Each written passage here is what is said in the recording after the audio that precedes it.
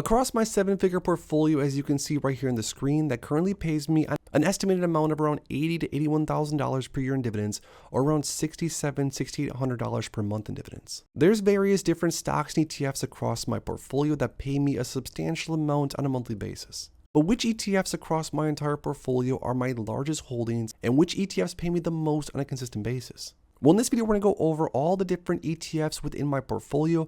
I'm going to share with you exactly how many shares I have of some of my largest positions and how much that means I earn in dividends on a monthly basis. So if you want to see the behind the scenes of a live 7-figure portfolio that I've been building for around 7 or 8 years now, make sure to stick around, drop a like down below, and let's get right into it. So first off, one of my favorite largest positions across the entire portfolio, as far as ETFs go, is going to be ticker symbol DIVO or DIVO, and this is the Amplified CWP Enhanced Dividend Income ETF. Now, I came across DIVO several years ago, and I loved basically everything DIVO had to offer. I love the cover call overlay, I love the holdings, I love the methodology, and DIVO's been in my portfolio ever since.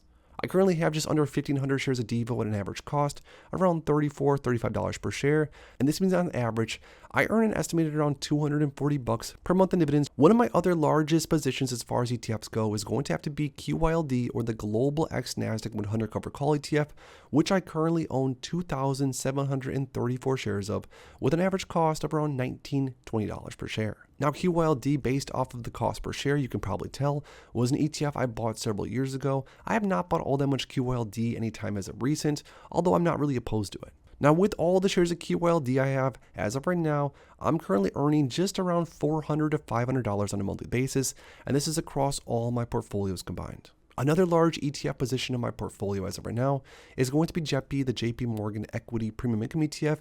JEPY is an ETF that I bought a lot of back in 2021, 2022, and honestly, I don't even know if I've grabbed any JEPY since then. 1,248 shares though, with an average cost of around $52, $53 per share, pay me on average, and of course this is going to be estimated because JEPY pays a different amount, and this is much different than the estimations I have right here, but probably somewhere around $400 to $500 across all my portfolios is what JEPY pays me, and it could be more or less depending on what JEPY's dividend payout is for that given month. Speaking of JP Morgan, I also own a ton of JEPQ, and honestly, between you and I wish I would have bought a lot more JEPQ than JEPY back in the day, because my portfolio would be up a lot more than it is currently.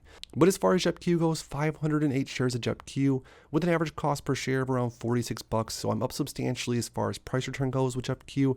Like I said, I wish I would have bought more, and JEPQ is an ETF that I still am actively buying more of as of right now, but across all the portfolios, JEPQ's probably paying me around $200 more or less as far as dividends on a monthly basis.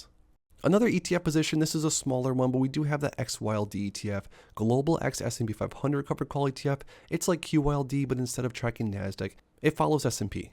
Around 200 shares of this one, which pays me somewhere around probably $50 to $75 on a monthly basis.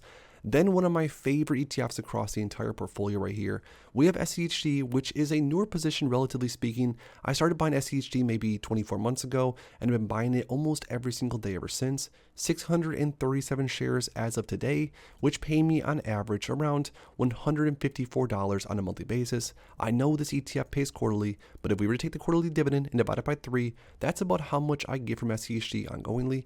And the cool thing about this ETF is that this ETF hopefully is going to pay me more and more over time. So even if I were to not buy another single share of SCHD, the idea is that with the dividend growth, at least the dividend growth historically, I'm going to get paid more and more just from holding onto this asset. Now, I also own a ton of VNQ, the Vanguard Real Estate ETF, which pays me on average, and of course this can change also, because this ETF does not pay the same amount every single quarter, but around $1,000, around $1,100 more or less on a monthly basis from VNQ. Then we have a few more positions like SPYI, an ETF that I've been buying like crazy over the last year or so, 417 shares, somewhere around there, which pays me on average as of right now around $200 per month, which this one's going to be getting much larger because I've been buying a lot of SPYI, and I plan to do so ongoingly. We then have other ETFs near some smaller positions like from SVOL, but nothing all that substantial. Pretty much all my largest ETF positions are up on the top, with things like DIVO, JEPY, QYLD, etc., etc. Now, moving forward as far as ETFs go, some of my favorite positions, in case you guys are curious, that I'm going to be buying, and this is for my strategy, looking for dividend growth, but also looking for income from day one. I'm going to be buying a ton more SCHD throughout the rest of this year and beyond, and then I'm also going to be buying a ton more SPYI, SVOL, and sprinkling in some different things like DGRW, some FEPI, and even QQQI. But now lastly, most importantly, I want to hear from you guys down below across your portfolio. What are your top 3 favorites or top 3 largest positions that you currently have that are dividend paying ETFs? Let us know in the comments down below. If you enjoyed this video, make sure to please drop a like and subscribe for more future content like this.